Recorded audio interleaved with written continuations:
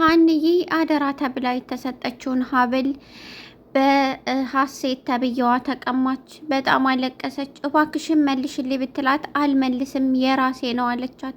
ነገር ግን የሀንዬ ነው። አባቷ ግን በጣም አዘኖባት። አባቷ ምን አይነት ምላሽ እንደምትሰጥ ጨነቃት። ተላቀሱ።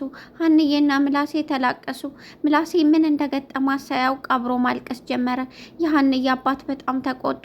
አዝነውባታል። ሀብልሽ እሳ ቢሏት እሷ ግን ወሬዋን ቀየሰች። በልጅነቷ የተሰጠችው ሀብል ሁልጊዜም እናቷ ይሄንን ከአንገትሽ አታውጪ ብላ የሰጠቻት።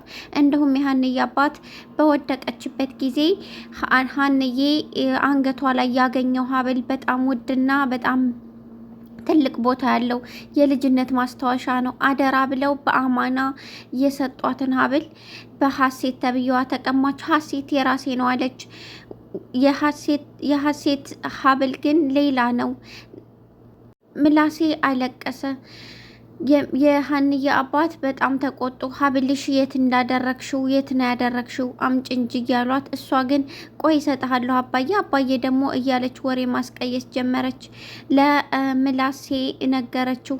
ሀብሌ ጠፍቶብኝ ነው የኔ ነው ብትል ማንም ሊሰማት አልቻለም። እንደውም ከስራ እንድትባረር ከዚህ በኋላ እቃሽን ትንሽ ጊዜ ይሰጥችሽ ነበር።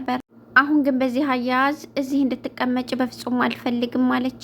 ሀሴት ተብዬዋ ወይም እርግብ ያደረገችው ነገር እሷን ከስራ ለማባረር እንጂ ሀብሏ የእሷ እንዳላደልና የእሷ ሀብል ከሻንጣዋ ውስጥ እንደሆነ ታውቅ ነበር።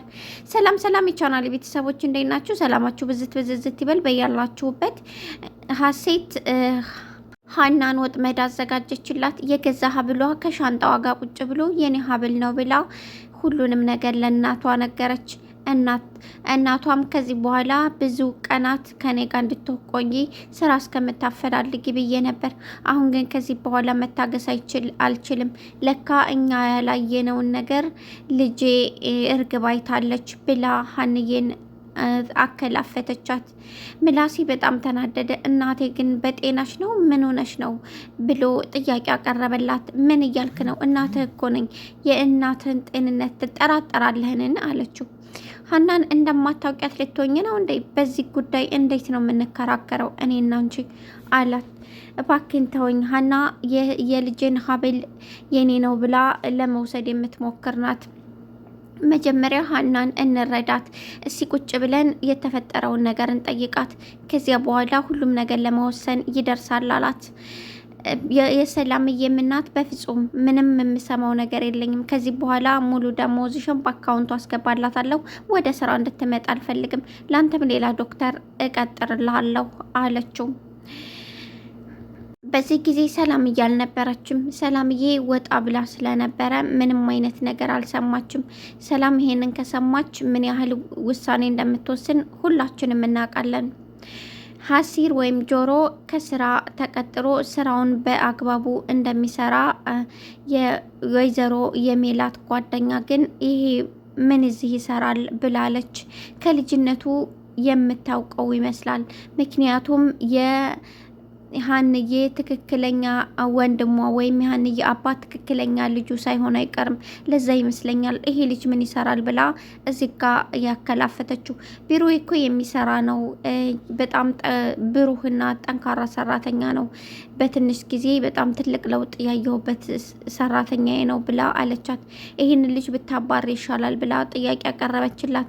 ወይዘሮ ሜላት ምን እንደተፈጠረው ውስጥ ለውስጥ ወደፊት የምናየው ይሆናል እንጂ ከሀንዬ አባት ጋራ የድሮ ባለቤቱ ሳትሆን አትቀርም።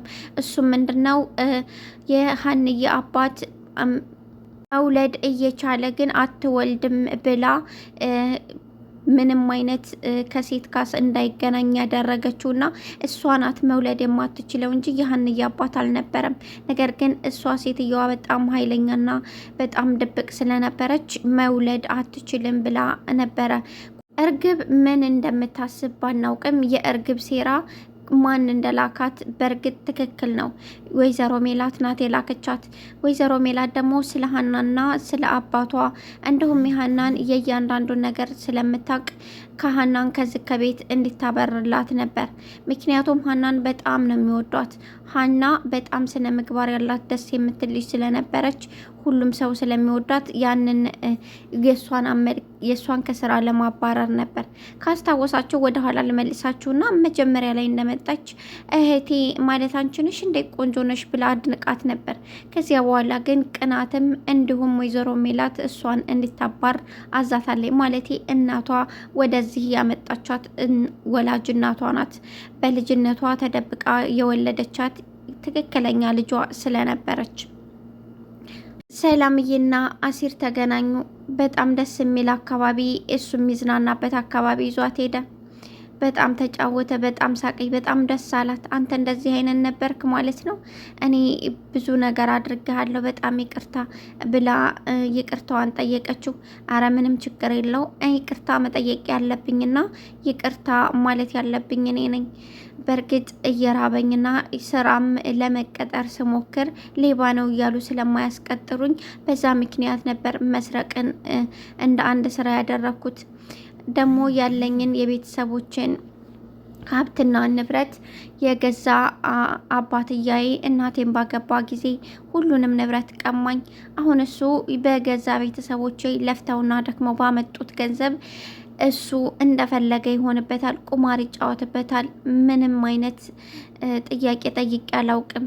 ነገር ግን ለሀና አባት ሄጄ ገንዘብ እንዲሰጠኝና የተወሰነ ሩቡን እንኳ የቤተሰቦችን ንብረት እንዲሰጠኝ 400,000 ብር ጠይቄው ነበር።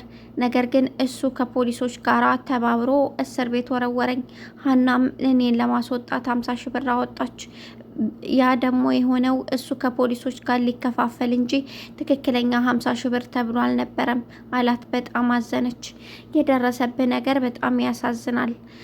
አሁን እንሂድ፣ ምሳ እኔ ነኝ የምጋብዝህ አለችው። አረ ይሻላል። አዎ ምሳ እኔ ነኝ የምጋብዝህ። ምሳ ተገባብዘው እጅ ለእጅ ተያይዘው እየተመካከሩ ስለ ስራውና እናቷ ጋር እንዴት መስራት እንዳለበት ከእናቷ ጋር እንዴት አይነት ግንኙነት ማድረግ እንዳለበት መከረችው። አረ ጣጣ የለውም፣ እኔ በፍጹም አንገቴን ደፍቼ ነው የምሰራው፣ ምክንያቱም የሀናን አባት ማሳከም አለብኝ አላት። ሰላምዬም አታስብ፣ የሀናን አባት ሁላችንም ተባብረን እኔም ምላሴም ተመካክረን ሁላችንም ተባምረን እናሳክማቸዋለን። እውነትሽን ነው አላት። አዎ እውነቴን ነው። ሀንዬ ለእኔ ጓደኛ እህቴ ናት። በጣም ቅርብ ትመስለኛለች። አላቅም ከዚህ በፊት በጣም ብዙ እማቃት ሁላ ነው የሚመስለኝ ብላ ገለጸችለት። በል ደህና ሁን ብላ እሸኘችው። ደህና ሁን በምትልበት ቅጽበት ነበረ እህቱ ከቻለችው። አባቴን አሞታል፣ ቶሎ መድረስ አለብህ፣ በጣም ታሟል፣ ጥሪው ብሎኛል አለችው። ምን ሆኖ ነው? እኔ ወደዛ ቤት መሄድ አልፈልግም፣ ፈጣሪ ያሽለው አላት። እንዴት አትሄድም ብላ እባክህን እንሄድ ብላ ለመነችው። እሱም ሄደ። አባትየው በጣም ተዳክሞ ነበር፣ የሞት ጣሪ እስከሚመስል ድረስ በጣም ተዳክሟል። ይቅር በለኝ አለው። ነገር ግን አሁን ዛሬ ይቅር በለኝ ብሎ ነገ ሲሻለው ዱላውን እንደሚመዝ ያውቀዋል። ምክንያቱም ይሄን የአባትየውን ጸባይ ስለሚያውቀው።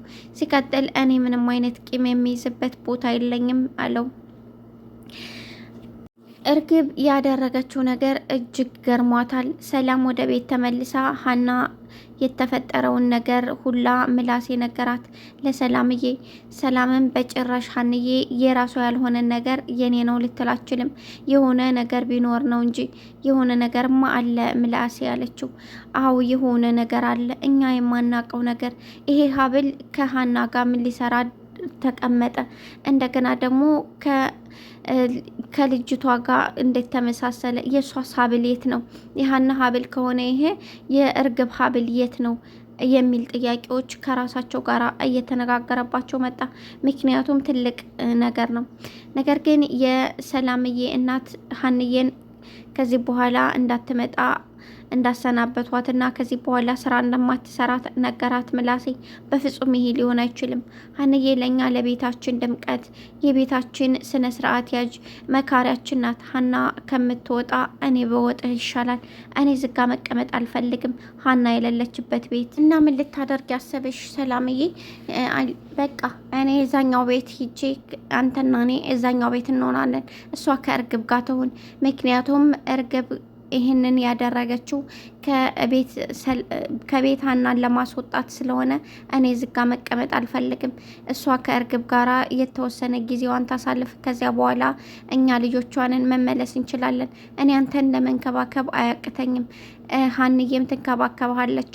ደሞዝ ደግሞ ለሀንዬ አባቴ የሚልከውን ገንዘብ ለሀንዬ እንከፍላታለን። ስለዚህ ሰላማዊ ህይወት እንኖራለን አለችው። ይሄን ውሳኔ ተወስኖ አለቀ ውዶቼ።